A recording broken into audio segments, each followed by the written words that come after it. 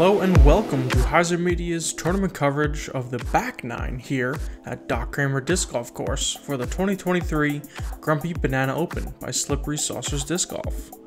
Thanks to our presenting sponsors Cosmic Disc Golf, D-Town Disc Golf, and Reaper Disc Supply. I'm Dave Oster, here to bring you the commentary for the conclusion of this tournament. Again, it is only one round, so this will be the final 9 holes to decide the winner. Starting off with the new hole 10, par 5, 455 feet. This hole is appropriately sponsored by Slippery Saucers. So playing to the normal pin and then taking a tight right into this side fairway, probably another 150 to 200 feet to this temporary basket. Probably one of the shorter par 5s you'll ever play, but certainly not the easiest. This is a very tight line off of the tee, and Rabi does a great job hitting the line, almost getting up to a jump putt distance to the short basket.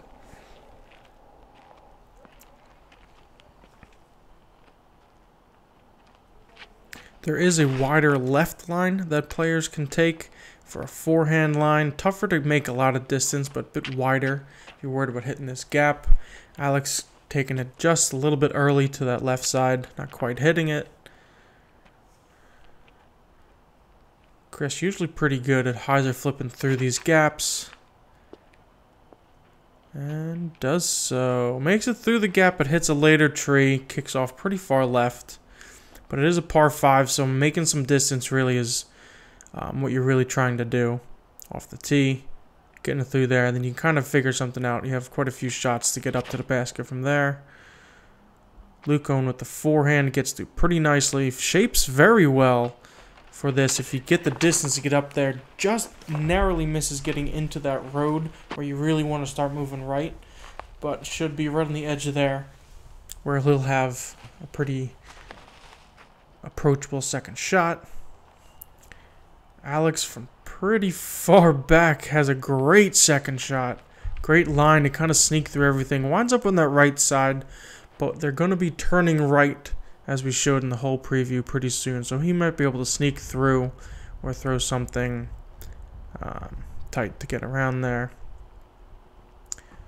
Chris throwing something very stable, flexing it out and getting right to about the mouth of where they're turning to the right. From that shot, the original basket was just to the right of the screen. So Rabi looking straight at that, and tries to do the same line as Chris with the overstable forehand, but turns it a bit too much and catches an earlier tree from his perspective. Luke trying to get all the way up there with a forehand. Looked like he caught something a little early.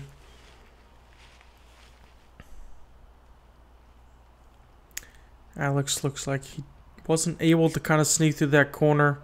Going with the forehand roller. And makes him into that second fairway. So he should be able to see the basket from there. See how long he'll actually have an approach. Rabi smartly just pitching out to the mouth of the second part of the fairway. And now he'll have a clean forehand look at it. And goes a bit long, but will have a fairly short putt to save his unfortunate par for how great of a drive he had. But a par on a par 5, not horrible. Chris just needing to miss that last tree to be parked.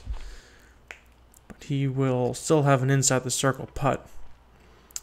And this is where Luke wound up. Right side has some trees, branches in his way. And goes straight long, maybe just outside the circle.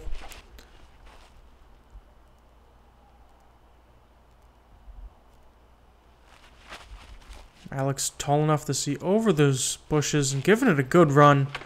And also sitting pretty close after that, so. Chris left with a 22 footer and nails it for his birdie. Bring him back into a tie for the lead at the moment.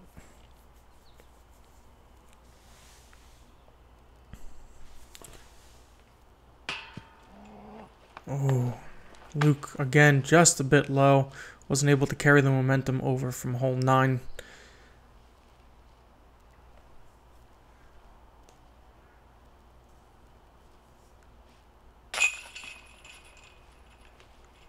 And Rabi, a little bit of trouble, like I said, after that great drive, but again, taking a par here on a fairly difficult, albeit short par 5. Good hole design. Obviously, this isn't always playable at Cramer, but a fun one to do. Hole 11, sponsored by linkdgsupplies.com. Par 3, 275 feet, thrown across the sand field that we've walked through between holes 2 and 3, up to an elevated basket with a huge drop off behind. This basket kind of sits on a small plateau. All sides kind of fall down depending on how far you are forward or backwards. Left and right stays a little bit wider. And Chris kind of hits that hill by the stairs. Depending on how far he skipped up, he should be able to maybe see the top of the basket, maybe give it a little bit of a bid. So either straight at it or kind of crashing up and over the top of the 2 plays. But that is the risk with going high, is, as we see, Rabi doesn't roll too far, but that can roll all the way back down to 1's tee pad, giving you a very long look. He will have a probably a similar look to Chris coming up from the other side. Alex also going high and fading out towards the side. Oh, but it rolls back out towards the basket and stops before it hits the hill. Strange reaction for the disc. Must have hit something. Looked like it was heading away from the basket and just completely turned around and just casually strolled back towards the basket. Luke going with that forehand, just skips up enough to stay on top of the hill, almost rolls back down. And you'll see he's actually on top, but will have probably a 35-plus footer for his birdie.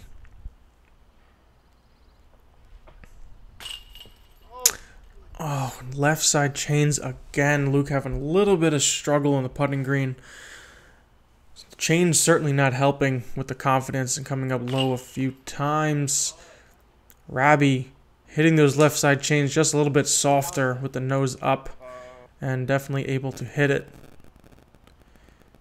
Chris on the stairs, it looks like, and very high left chains also able to hit in. It looks like hitting these baskets with the nose up angle makes them fall.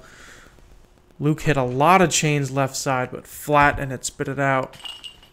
Both Rabi and Chris were able to use that left side with the nose angle and have it stick. So maybe we learned something there about the mock baskets. Not to overlook Alex's great reaction and park job. He also got a birdie. Hole 12, sponsored by Double Helix, is a par 3, 300 feet. Kind of a straight shot off the tee, but there's a bigger gap out to the right that most players will make it more of a hyzer shot. And Chris trying to do just that, but catches the tree you're trying to throw around. So he'll wind up out in the middle of the field. He can definitely get into some troublesome spots if you go too straight, or catch some trees and fall down short right, or hyzer too far to the left.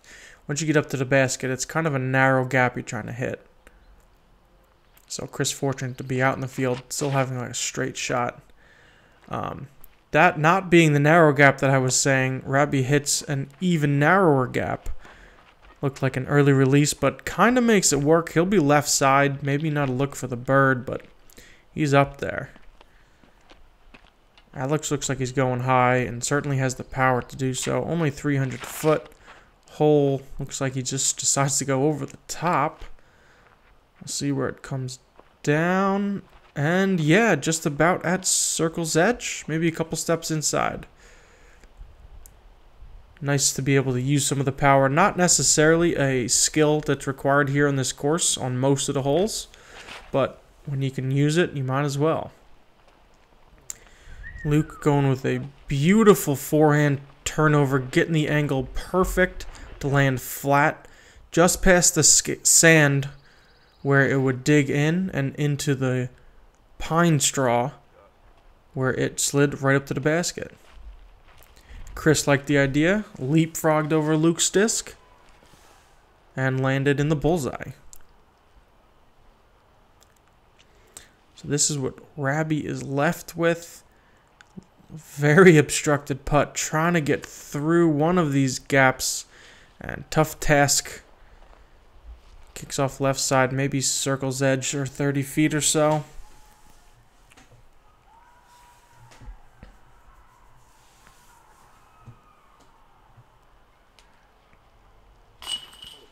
And able to cash it. A little bit more to the middle, and he definitely felt that one. Knowing that Chris was also parked for his par, trying to stay in step with Chris. Didn't want to lose another one.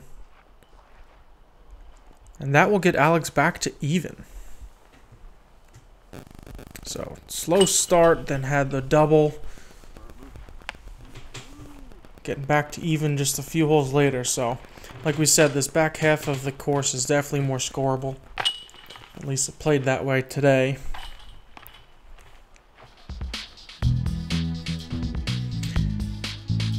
Hole 13, par 3, 268 feet. Got to get over the mound, and on the right side of the way the drone's going, it's a easier initial gap, but there's some late trees you have to miss.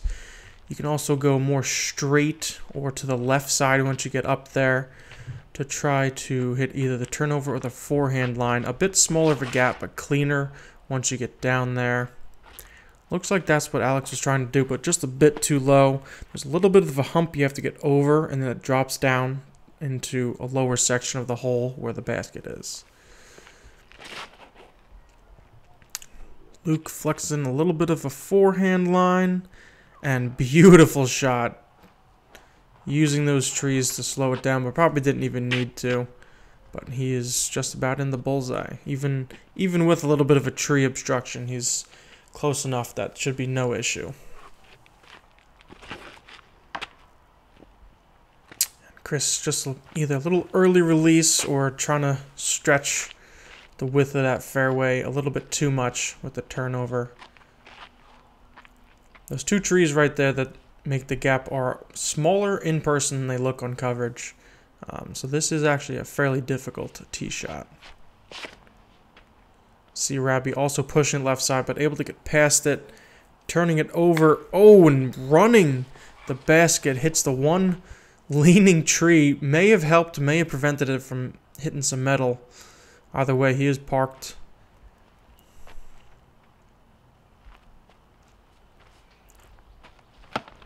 Chris on the turnover line. He will be maybe 20 feet to save his par.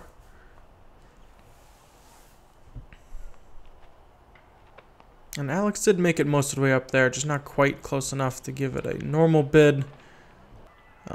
But that upshot was definitely a go for it.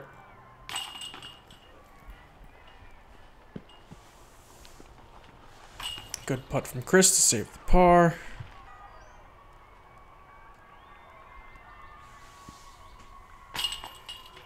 And Alex as well. Looked like he was a little bit further than it initially looked.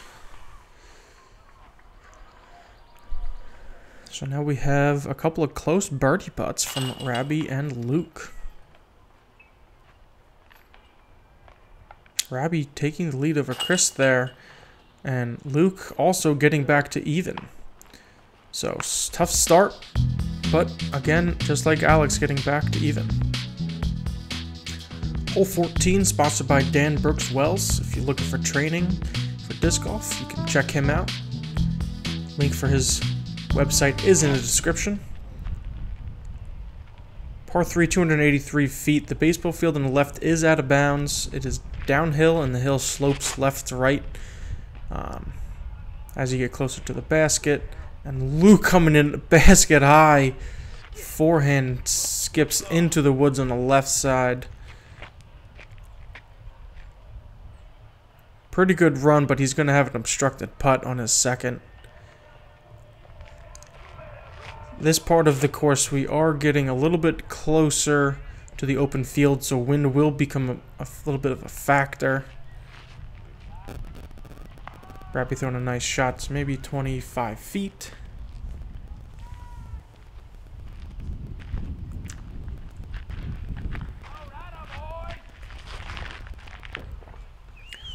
There were some baseball games happening in the background. I believe it was Little League, so you'll hear some of that crowd noise. We'll pretend that it's a gallery following this card and cheering at inappropriate times. Good shot by Alex. Comes up just a bit short. Came up flat. This is probably some of the only grass you'll find on the course, so the ground play being a little bit different.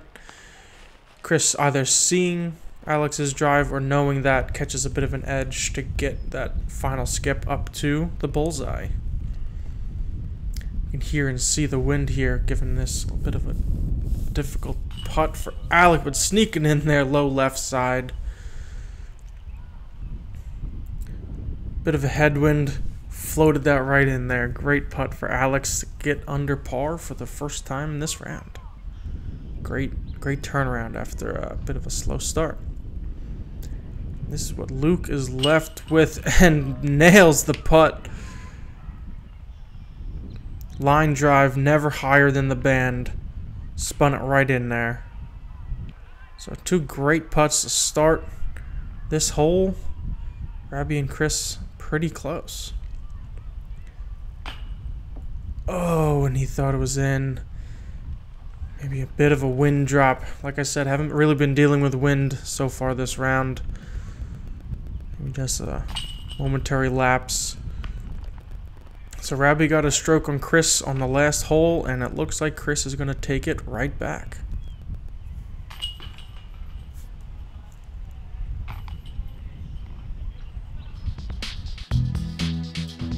So on to the island hole, hole 15, par 3, 202 feet. Thanks to Out of Bounds Disc Golf for sponsoring this one. You have to get over this wall or through the small little gap right by the ground, and it does wrap all the way around to a bit wider than Circle's edge. You have to land inside or else go to a fairly difficult drop zone. And Luke doing a beautiful job flexing it right around those trees onto the island, and he will be rewarded with a short birdie putt.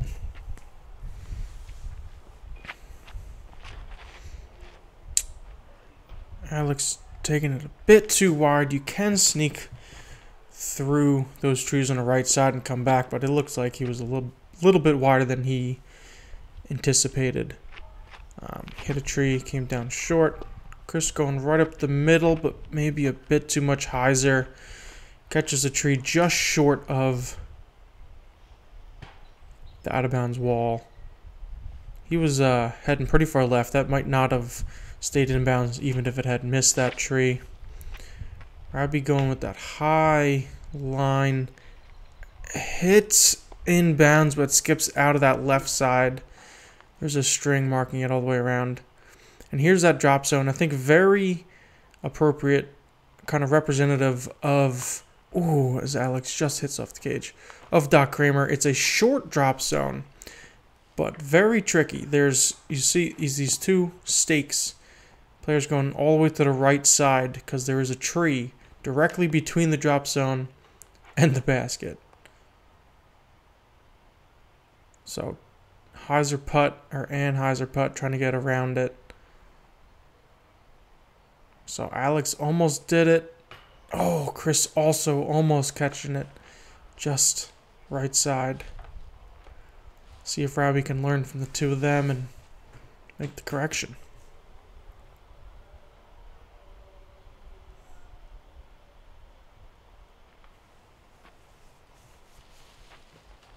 And tried to give it a little more height and hyzer, but a bit too wide.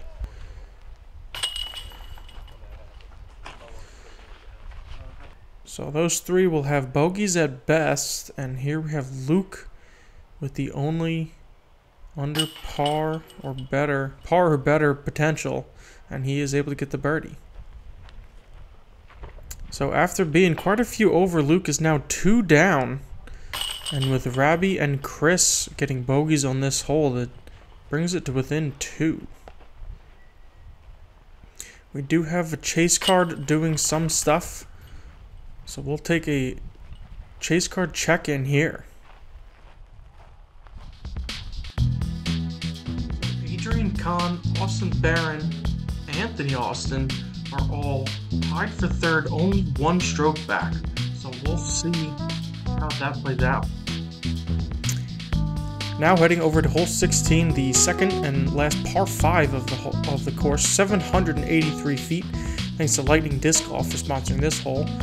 Landing zone right around here, similar to hole 8. We have a split. Drone going to the left. You could also go to the right.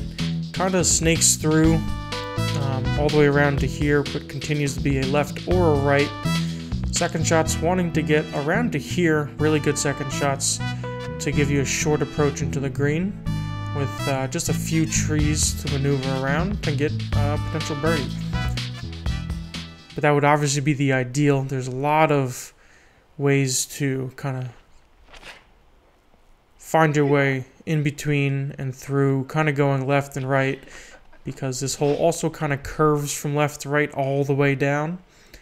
So depending on what line you're comfortable with, players will often go from one side to the other, depending on, like I said, what they're comfortable with and what line they're looking at.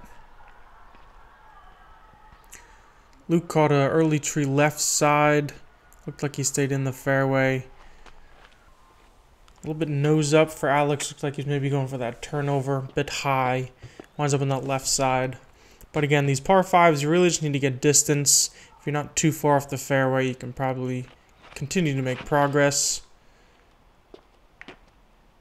Chris has been throwing that late turning hyzer flip and looked like it just keeps burning over. I don't know if he's not giving it enough hyzer, or maybe that disc is just a bit flippier than it used to be.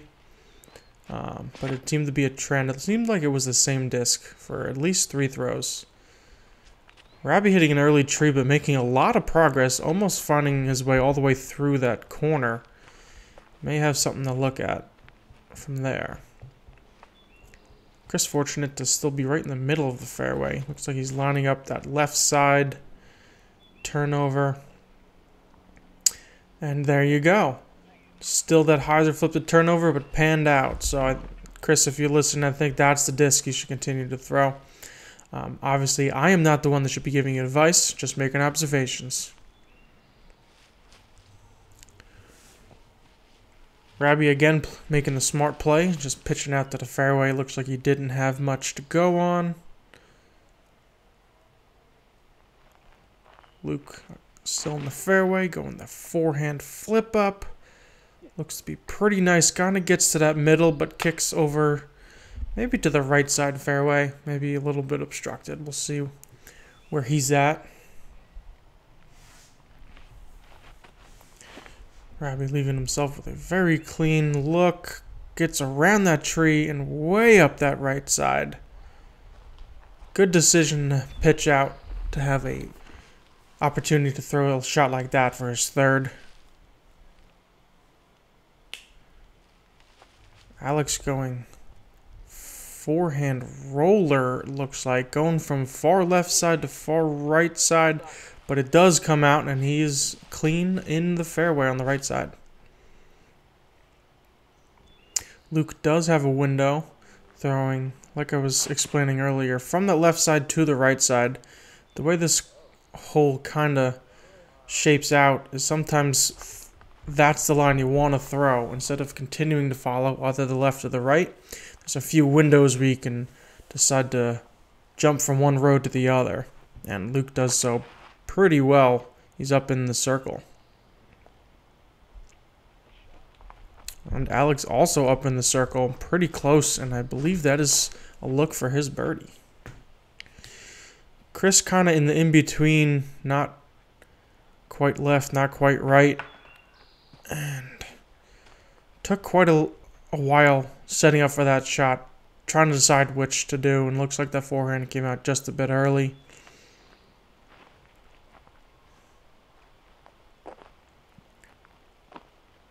Rabi's turnover leaks out just a bit, but he'll be just in the circle. I believe that's for his par. And Chris trying to get up and down for his par as well. Skips to 15, 18 feet.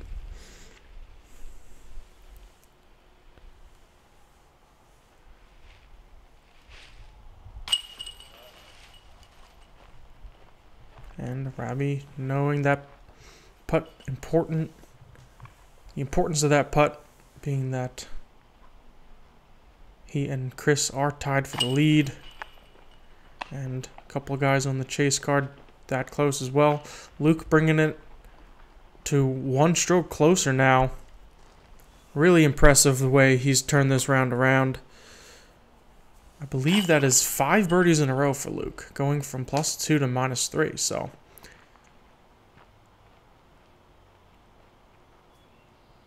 Definitely has the momentum on his side.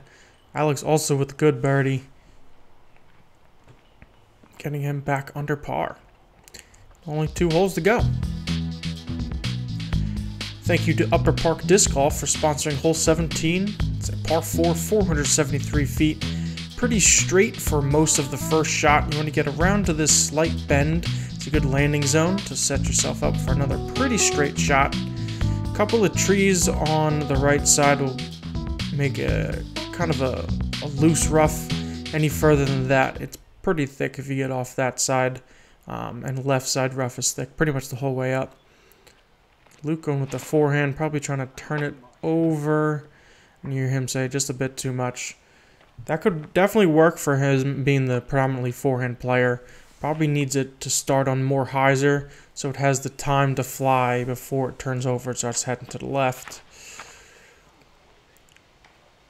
Alex trying to have this one to be one of those times that he can turn his power into an advantage, but pulls it a little bit to the right and kind of explodes that tree.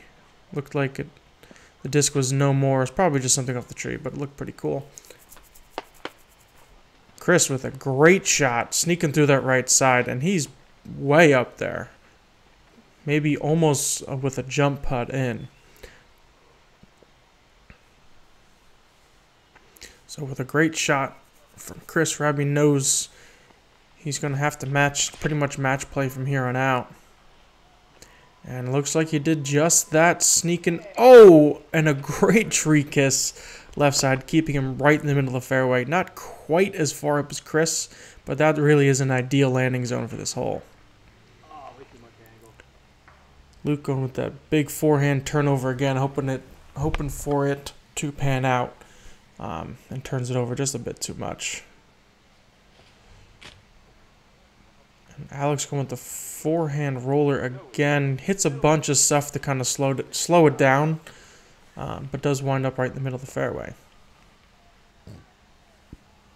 So an important shot for Rabi here, knowing that Chris is even closer, likely having an easy up and down for his bird. And a little nose up.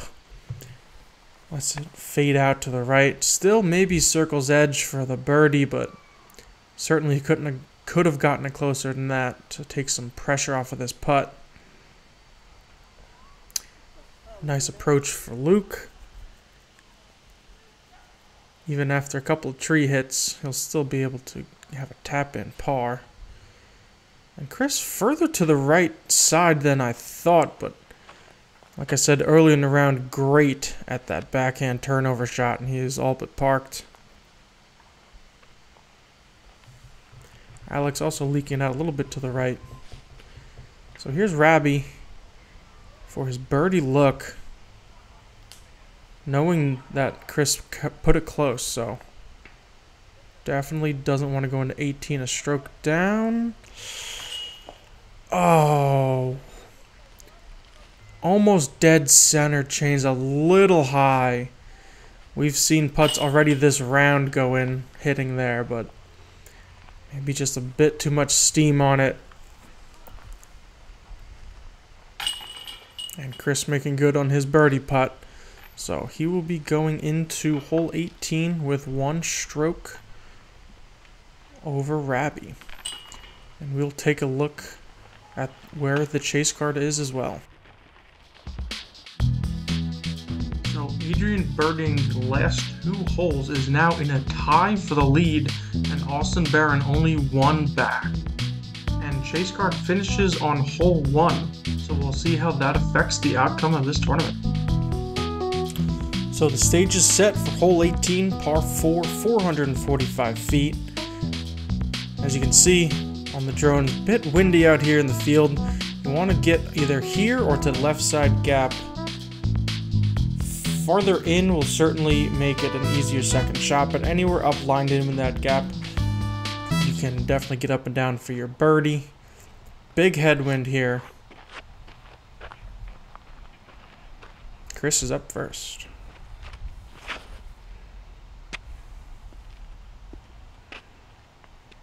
And gets to that second fairway opening a bit far. He might have a bit of a turnover, but he kind of did what he needed. He's up there. And Luke's also turning over. Like I said, that headwind maybe couldn't quite feel it from the tee pad, because Chris's looked like he put it on an angle that he expected it to fade in, and it kind of stayed at the edge of the hill, and Luke's turned way over. Alex maybe going over the top. Oh, but I think the wind kept it straight, and he went way, way far of the opening. I have never seen a drive that far. Basically just threw a straight shot bomb when he needed to turn left about 200 feet shorter. Not out of bounds, so we'll see where that is. And Rabi taking the advantage that he saw 3 players' discs turn over, probably choosing something more stable, and gets into that first line, so he's maybe within 100 feet of the basket. Alex, you can hear it hitting a lot of stuff, but getting all the way up to the green. Basically playing a different hole from over there. There wasn't really a fairway, but he found a way to get through. Luke, unfortunately, not able to do the same, and this is what Chris is left with to try to get up and down for his birdie to put the pressure on Rabi. And, of course, knowing that he has a window and in that patent pending stance, Chris Villa delivers. So knowing how close Chris is, Rabi pretty much has to run this to try to get an eagle. And just a bit low right. Good effort by Rabi, battling the whole round. Still close enough to get a birdie, but if Chris is about closer than him, it won't quite be enough. Good birdie. Honestly, I'll call it a save from where he was after the tee for Alex. And good round to battle back. Oh, speaking of battling back, Luke coming all the way back from +2 to -3 to finish with the unfortunate bogey.